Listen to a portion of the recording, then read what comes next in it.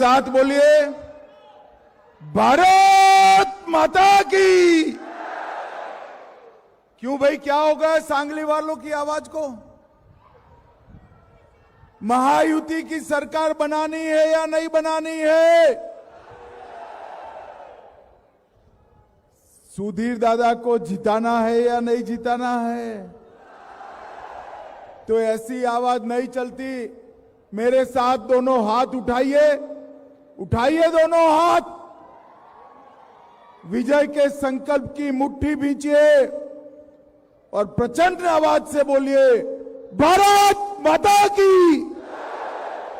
जय जय जय जय जय शिवाजी, जय जय जय जय जय भवानी। मंच पर उपस्थित मेरे मित्र और पूर्व सांसद श्रीमान संजय काका पाटिल जी, श्री काका कहां गया? काका आगे आओ, ताली बजाओ भाई काका के लिए बजे। हमारे श्रम मंत्री सुरेश भाऊ खाड़े जी, सुरेश भाऊ आगे आओ। और आज जिनको जिताने की अपील करने में आया हूं, हमारे उम्मीदवार सुधीर दादा गाडगिल जी, जोर से ताली बजाओ। और आज इस विराट सभा में अभी तक लोग आ रहे हैं, आए हुए प्यारे भाइयों बहनों माताओं और मेरे जिगर के टुकड़े जैसे युवा मित्रों, आप सभी को नमस्कार। सबसे पहले मैं सांगली के गणेश जी को प्रणाम कर मेरी बात की शुरुआत करता हूं।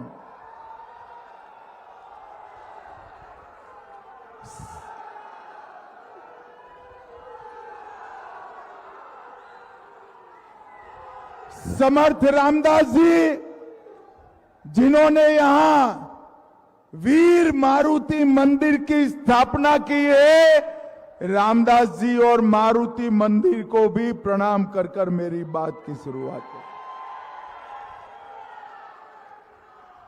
जिन्होंने देश भर में स्वराज के संस्कार दिए, वो छत्रपति शिवाजी महाराज को भी मैं प्रणाम करता हूं। वसंत दादा पाटिल, राजा राम बापू पाटिल और ऐसे सभी महापुरुषों को प्रणाम कर मेरी बात की शुरुआत करना चाहता हूं। भाइयों बहनों, चुनाव के पहले ही मेरा पूरे महाराष्ट्र का दौरा हो चुका है। परिणाम क्या आने वाला है जानना है क्या? अरे जोर से बोलो, जानना है? तो सांगली वालों सुन लो, 20 नवंबर को मतदान है, 23 को गिनती है। महाराष्ट्र में महायुति की सरकार बनने जा रही है, महायुति की सरकार। नरेंद्र मोदी जी और देवेंद्र फडणवीस जी पर महाराष्ट्र की जनता का जो भरोसा है, वो भरोसे के आधार पर यहां एनडीए की सरकार बनने वाली। कमल सांगली में भी खिलने वाला है। और भाइयों बहनों, आप जब वोट देने जाओ तो ये न सोचना कि सिर्फ सुधीर दादा को वोट देने जा रहे हो, इनको जिताने जा रहे हो। आपका दिया हुआ कमल को एक एक वोट भारत को मजबूत करने का काम करेगा, भारत को मजबूत करने का, भारत को समृद्ध करने का काम करेगा। मोदी जी ने हमारे देश के अर्थतंत्र को 11वें नंबर से 5वें नंबर पर लाया है और 2027 तक दुनिया का 3रे नंबर का अर्थतंत्र भारत बनने जा रहा है। भाइयों बहनों, एक कांग्रेस वालों का और अघाड़ी वालों का एजेंडा बड़ा साफ है। ये तुष्टीकरण की राजनीति करना चाहते हैं और ये जाति के आधार पर बांटकर भारत को निर्बल करना चाहते हैं। मुझे एक बात बताओ भाइयों बहनों, सांगली वालों, ये जो कश्मीर है ये हमारा है या नहीं है? अरे जोर से बोलो, है या नहीं है? धारा 370 गई, अच्छा हुआ या बुरा हुआ? अभी अभी कश्मीर की विधानसभा में एक कांग्रेस पार्टी ने प्रस्ताव पारित किया है कि हम 370 को वापस लाएंगे। मैं आज शिवाजी महाराज की भूमि पर कहकर जाता हूं, राहुल बाबा कान खोल कर सुन लो, आप तो क्या आपकी चौथी पीढ़ी को भी 370 नहीं मिलेगी। भारत का बच्चा बच्चा कश्मीर के लिए जंग करने के लिए तैयार है। भाइयों बहनों, जब कश्मीर में 370 हटाने का मोदी जी ने फैसला लिया, मैं कानून का बिल लेकर आया। ये राहुल बाबा, शरद पवार, ममता दीदी, स्टालिन, अखिलेश यादव, सारे लोग काऊ काऊ काऊ काऊ काऊ काऊ काऊ काऊ ये कहने लगे कि इसको मत हटाइए, खून की नदियां बह जाएगी। अरे राहुल बाबा, ये तो नरेंद्र मोदी सरकार है, नरेंद्र मोदी सरकार।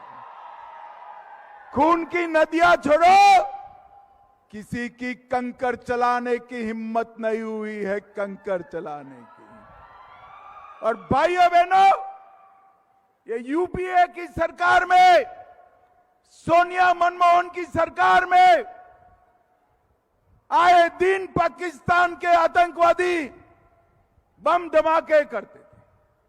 आपने 2014 में मोदी जी को प्रधानमंत्री बनाया, उरी और पुलवामा में बम धमाके किए, मगर इस बार सरकार कांग्रेस की नहीं थी, भाजपा की सरकार थी। 10 ही दिन में सर्जिकल स्ट्राइक और एयर स्ट्राइक कर पाकिस्तान के घर में घुसकर आतंकवादियों का सफाया करने का काम नरेंद्र मोदी जी ने। मोदी जी ने देश को सुरक्षित किया है। मोदी जी ने हमारे धर्म और संस्कृति को सम्मान देने का काम किया है। मुझे बताओ सांगली वालों, अयोध्या में राम मंदिर बनना चाहिए था या नहीं बनना चाहिए था? अरे जोर से बोलो, बनना चाहिए था या नहीं बनना चाहिए था? एक कांग्रेस पार्टी 75 साल से राम मंदिर को अटका रही थी, भटका रही थी, लटका रही थी। 19 में मोदी जी को आपने प्रधानमंत्री फिर से बनाया। 5 ही साल में कोर्ट का जजमेंट भी आया, भूमि पूजन भी हुआ, निर्माण भी हुआ और प्राण प्रतिष्ठा कर जय श्री राम कर दिया। 70 साल तक ये राम मंदिर का विरोध करते हैं और अभी अभी ये राहुल बाबा नया सीखे, उनके एनजीओ साथियों ने उनको एक संविधान की प्रत पकड़ाई। संविधान प्रचार का मुद्दा नहीं है राहुल बाबा, संविधान फेथ है, विश्वास का मुद्दा है। संविधान के नाम पर वोट मांगते हो और जालसाजी करते हैं लोग। आज महाराष्ट्र में एक सभा में संविधान की प्रतियां बांटी। ऊपर का कवर पेज तो ठीक था, मगर अंदर खाली चौपड़ी थी, कोरी चौपड़ी थी। बोलिए, पूरा पुस्तक एक भी अक्षर नहीं छापा हुआ था। राहुल गांधी, आपने भारत के संविधान का अपमान किया है। आपने बाबा साहेब आंबेडकर का अपमान किया है। आपने देश की जनता को धोखा देने का काम किया।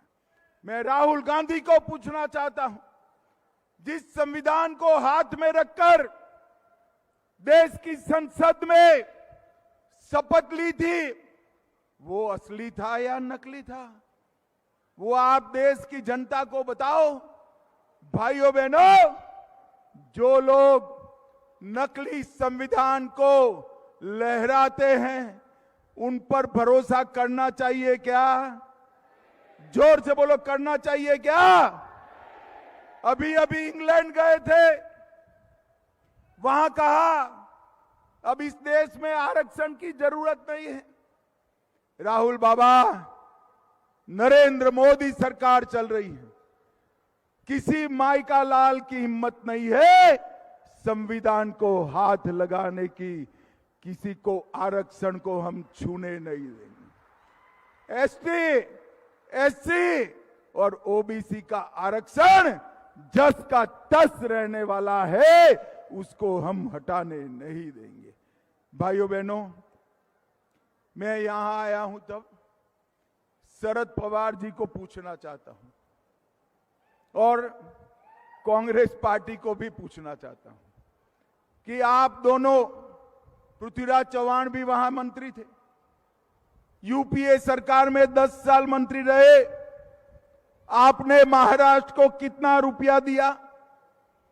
2004 से 14 तक महाराष्ट्र को शरद पवार जी और पृथ्वीराज चौहान ने 1,91,000 करोड़ रुपया दिया। कितना दिया भाई? 1,91,000 करोड़। जोर से बोलो, कितना? अब 4 से 14 पवार साहब रहे और 14 से 24 मोदी साहब रहे।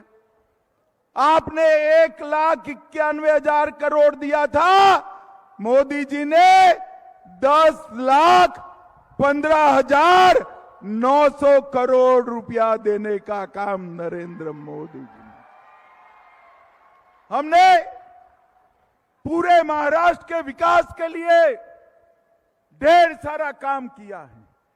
वडवान में एक नया पोर्ट बन रहा है, 70,000 करोड़ की लागत से एशिया का सबसे बड़ा पोर्ट वडवान के अंदर बनाने का काम कर रहे हैं।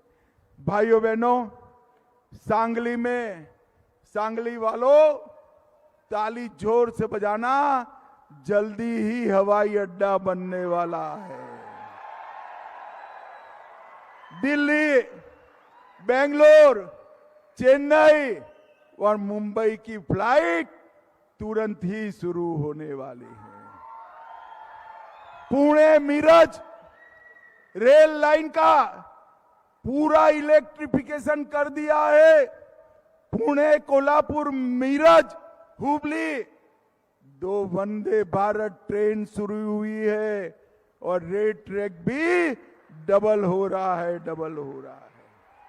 ये अपना वसंत दादा के नाम से एशिया का सबसे बड़ा साकर कारखाना था, उसको बेचने की कोशिश पवार साहब और कांग्रेस के जमाने में हुई।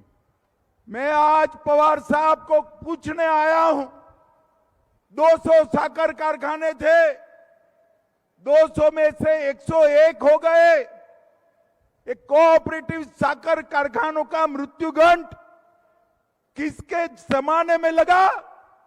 शरद पवार के जमाने में लगा भाइयों बहनों, शरद पवार ने और मोदी जी ने कोऑपरेटिव साखर कारखानों के लिए शुगर के बिक्री पर इनकम टैक्स को माफ कर हर साल 15,000 करोड़ रुपया किसानों के लिए भेजा।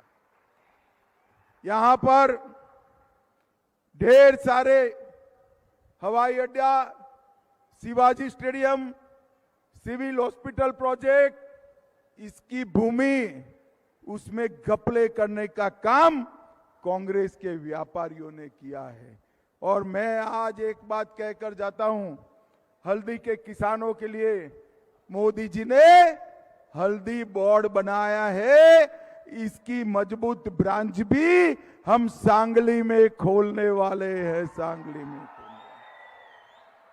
कृष्णा नदी के रख रखाव का भी आपने ध्यान नहीं रखा। इस शरद पवार जी अभी अभी राहुल गांधी के साथ बहुत बैठते हैं, तो राहुल जी का देखकर उनको भी झूठ बोलने की आदत लग गई। शरद पवार जी कहते हैं कि महाराष्ट्र में इन्वेस्टमेंट नहीं आ रहा है। पवार साहब, आपकी और उद्धव ठाकरे की सरकार थी, तब इन्वेस्टमेंट कम हो गया था। देवेंद्र फडणवीस और एकनाथ शिंदे की सरकार आने के बाद 2 साल से फॉरेन डायरेक्ट इन्वेस्टमेंट में पूरे भारत में 1 नंबर पर हमारा महाराष्ट्र है। महाराष्ट्र है भाई। और सांगली में भी हम बहुत बड़ा प्रोजेक्ट बहुत जल्द ही लाने वाले हैं। भाइयों बहनों, ये मुंबई मेट्रो का विरोध करते हैं, धारावी परियोजना का विरोध करते हैं, Wainganga Nalganga river linking project का विरोध करते हैं, bullet train, coastal road, outer link road Pune, Mumbai airport, Atal Setu, ये सबको विलंबित करने का काम शरद पवार आणी कंपनी ने किया था। पवार साहब, इस चुनाव में आपको जवाब देना पड़ेगा। भाइयों बहनों, मैं उद्धव ठाकरे को भी कहना चाहता हूं, उद्धव बाबू, मुख्यमंत्री बनने के लिए इतना नीचे मत गिरिए। अब तो आपको बनाने भी नहीं वाले। संभाजी नगर नाम रखने के लिए आप लोगों ने विरोध किया। राम मंदिर का जिन्होंने विरोध किया उनके साथ आप बैठे हैं। ट्रिपल तलाक के विरोध करने वालों के साथ आप बैठे हैं। कश्मीर बचाने का विरोध करने वालों के साथ आप बैठे। आपने महान बाला साहब ठाकरे के सारे सिद्धांतों को सत्ता प्राप्त करने के लिए सरेंडर करने का काम किया है। और अभी अभी सांगली वालों, मोदी जी वक्फ एक्ट को सुधारना चाहते हैं। वक्फ एक्ट में कांग्रेस पार्टी ने कुछ ऐसे बदलाव करे जिससे किसानों की जमीन, मंदिर, गांव के गांव, स्कूल, कॉलेज, विधानसभाएं वक्फ की भूमि हो गई। मुझे बताओ, वक्फ के कानून को बदलना चाहिए या नहीं बदलना चाहिए? अरे जोर से बोलो, बदलना चाहिए या नहीं बदलना चाहिए? ये पवार आणी कंपनी वक्फ का कानून बदलने का विरोध कर रही है। अभी अभी कर्नाटक में कांग्रेस की सरकार है, गांव के गांव वक्फ की संपत्ति कर दी है। पुश्तैनी किसानों की भूमि, कॉलेज, स्कूल, मंदिर, घर सब वक्फ का कर दिया। ऐसा नहीं चलेगा। मोदी जी ने तय किया है वक्फ का कानून बदल कर रहेगा। आपको जितना विरोध करना है इतना विरोध करिए। सांगली वालों, मुझे बताओ, वक्फ का कानून बदलने के पक्ष में आप लोग है या नहीं है? अरे जोर से बोलो, है या नहीं है?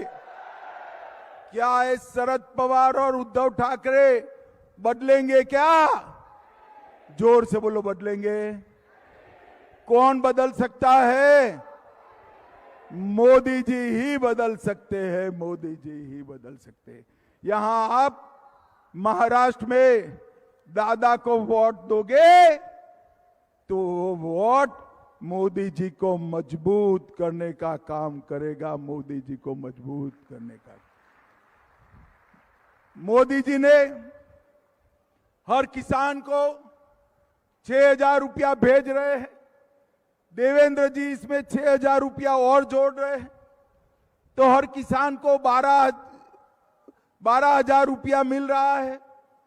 अब आप फिर से यूटी सरकार बना दो, 12,000 को 15,000 करने का काम हमारी यूटी सरकार करेगी। आयुष्मान भारत योजना में 5 लाख तक की दवाइयां मुफ्त है, इलाज मुफ्त है, ऑपरेशन मुफ्त है।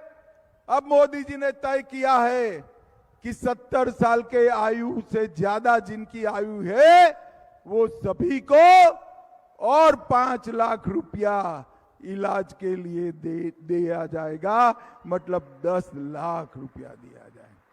और हमने सांगली में 36,000 घर गरीबों को दिए हैं और 40,000 देने वाले हैं। हमने सहकारिता मंत्रालय भी बनाया है। 1,22,000 माताओं को गैस का सिलेंडर दिया है। 1,42,000 शौचालय बनाए हैं और लगभग 5 लाख लोगों को 5 किलो अनाज प्रति माह मुफ्त देने का काम भारतीय जनता पार्टी की सरकार करेगी। भाइयों बहनों, महायुति की सरकार ने तय किया है कि पूरे महाराष्ट्र को इरिगेशन की नहरों से हम एक जाला बनाकर हर किसान के खेत में पानी पहुंचाने का प्रयास करेंगे। भाइयों बहनों, आपका एक वोट महाराष्ट्र का तो विकास करेगा ही करेगा, परंतु एनडीए को दिया हुआ, महायुति को दिया हुआ, हमारे दादा को दिया हुआ, कमल के निशान पर दिया हुआ एक वोट नरेंद्र मोदी के भी हाथ मजबूत करेगा और देश को सुरक्षित करेगा। मुझे बताओ सांगली वालों, आप दादा आगे आइए, आगे आइए, आओ आप भी आओ। सूरज जी, हमारे दोनों प्रत्याशियों को प्रचंड बहुमत से जिताओगे क्या? अरे जोर से बोलो, जिताओगे? कमल के फूल पर बटन दबाओगे? महायुति की सरकार बनाओगे?